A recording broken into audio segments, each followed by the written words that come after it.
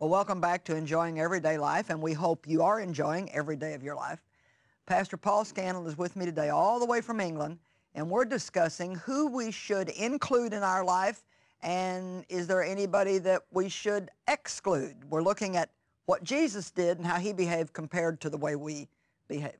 Well, Pastor Paul, we do know that there are some pretty sturdy instructions in the Bible about not getting overly involved with people that are doing wrong things and letting those wrong things get into us. Sure. But it's interesting to me that actually right here in 1 Corinthians chapter 5, if I could just read this a little, beginning in 9, Paul said, I wrote you in my letter not to associate closely and habitually with impure people. So closely and habitually There you go. are two of the things that we need to pay attention to. Yeah. You know, Jesus ate with a tax collector and a sinner, but he associated closely and habitually with his disciples. Yes. So we need to surround ourselves with good quality friends, but we need to also make sure that we don't get so caught up in that and our own comfort level of just being with who we're comfortable with that we're not regularly reaching out to these other people. Then he said, not meaning, of course, that you must altogether shun immoral people of the world, or the greedy graspers, and the cheats, and the thieves, or the idolaters, since otherwise you would need to get out of the world and human society altogether. And I think the sad thing is a lot of Christians behave that way, like they're really not in the world, they're not part of the world.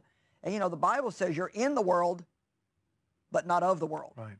And I think what we do a lot of times is we act like we're of the world, but not in it. Right. In other words, you know, we act so religious and spiritual, but it's not real. Then he goes on to say, and this is what I find interesting, but I write you not to associate with anybody who bears the name of Christian brother if he's known to be guilty of immorality, greed, blah, blah, blah, blah, blah, if he's a drunkard, a swindler, a robber, so on and so forth. And I think that, you know, Paul's main point there is if you have a Christian brother you're going to church with, he's acting like he's a real deal, but behind the scenes you know that he's not. If you just continue to fellowship on a regular basis with him without confronting any of that, then he may think it's okay for him to stay that way.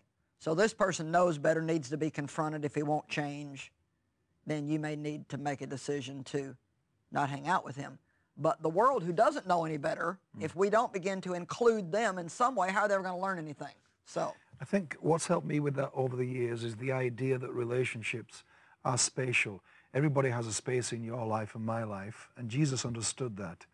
So when he says to the three, Peter, James, and John, in the Transfiguration episode, you know, who do the people say that I am? They say, well, some think you're one of the Old Testament prophets and so on. And he said, well, who do you say that I am? And I think he's saying that because they don't get me, they're not my close circle of people that I do life with. right. It's not that he didn't love them and reach out to them, but he's chosen these guys because they do get him and they're joined to him on a bigger idea and the purpose they're attached to with him. And I think Jesus had the 70 and the 12 and the 3 and then one that was closer, John still. It took me a long time to realize that sometimes the people in our world are not the wrong people. They're just in the wrong space. And so if you make spatial miscalculations with people, you think the problem is all these people are wrong. But when I adjusted people's spaces in relation to my world, it became a more comfortable fit. I had kind of a one-size-fits-all for people, and they were all too close. That's good. And so to rearrange relationships and put people in the spaces appropriate to them for me was better. I think that's what God's saying. He's saying that you have to calculate who belongs where in your life, and Jesus did that. That's good. But I think we're lazy, and I think we don't understand the science of that. So we just put up with whatever relationship we have that's not working. We complain about it. We resent it. And ultimately, sometimes I grew up again with that demonizing of the world, so you never have friends with non-Christian people. Right. They're going to influence me negatively. Jesus didn't seem to worry about that. I think inclusiveness that we're talking about is not an act or a gesture or an event, though those are all good things. Because often an act of inclusion doesn't end well. Sometimes you try to include someone and they resent it, they misunderstand your motive, they're offended, They think you've been rude or interfering. I was helping a lady put her bags into the overhead locker on the plane the other day, and she was very offended. Wow. It was like, are you saying I can't lift it myself kind of feel? And I thought, gosh, I was just, you know, trying to help and be a gentleman, but she didn't like it. And so sometimes an act of inclusion is misunderstood. I was in a restaurant recently with my wife, and I asked the waitress her name because she didn't have a badge.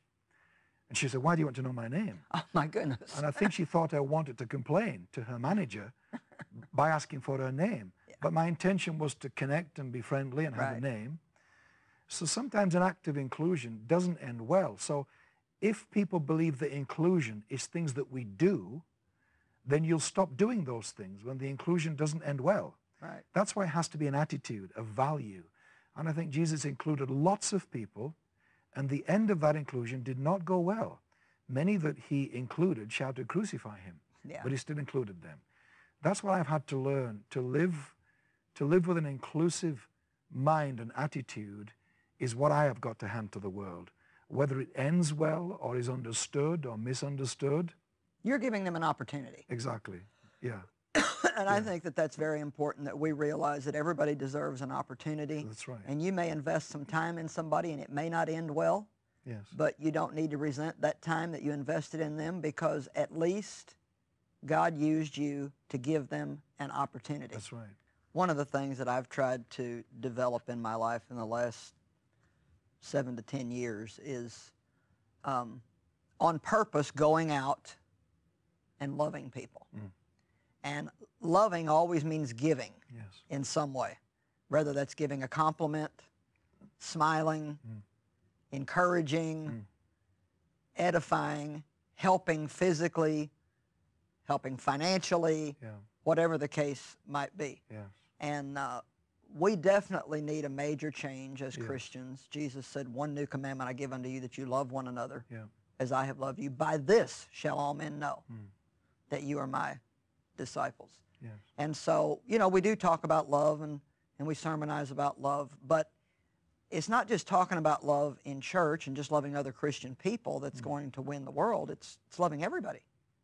And God so loved the world that he gave something. And so I think we need to approach every person with the thought in mind, how can I show you love?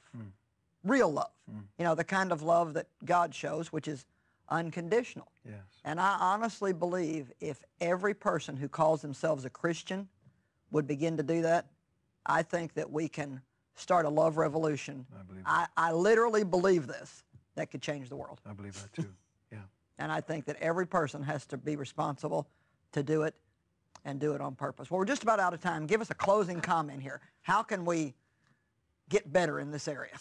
We have to enlarge our circle of inclusion, be less judgmental about people, connect with people. It's small things. It's not huge things. It's small things.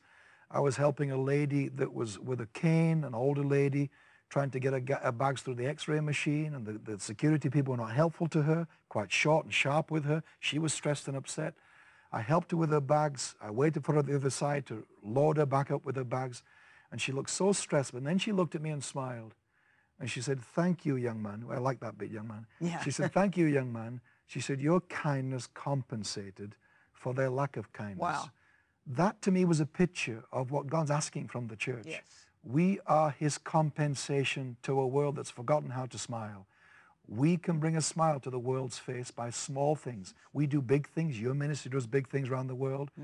But actually there's millions of small things that every day within our reach that is the grassroots of a revolution. A revolution has got to be grassroots. It's not just big gestures.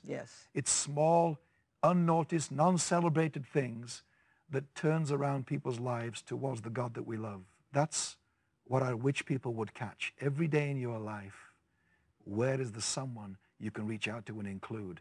That is the addition to the revolution. I actually